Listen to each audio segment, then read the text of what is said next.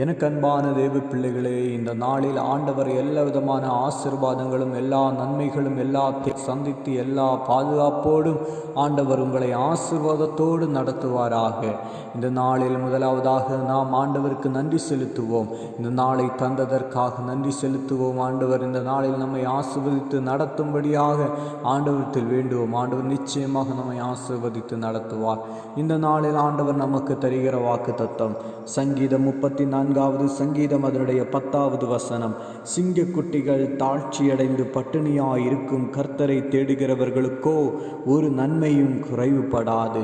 ஆம் தேவனுடைய பிள்ளைகளே, சிங்கக்குட்டிகள் தாழ்ச்சியடைந்து பட்டினியாயிருந்தாலும் ஆண்டவரை தேடுகிற நமக்கு ஒரு குறைவும் வராதபடி, ஒரு நன்மையும் குறைவு வராதபடி ஆண்டவர் நம்மை நடத்த வல்லவராயிருக்கிறார்.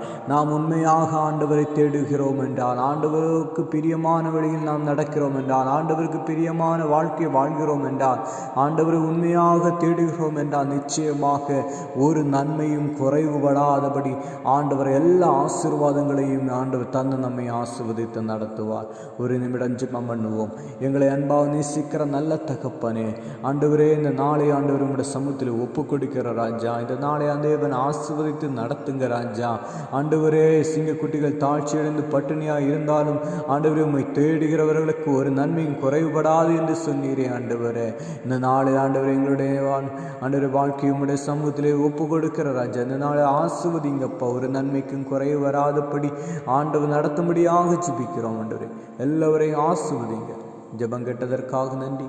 இயேசுவின் மூலம் ஜெபிக்கிறோம் நல்ல பிதாவே, ஆமென்.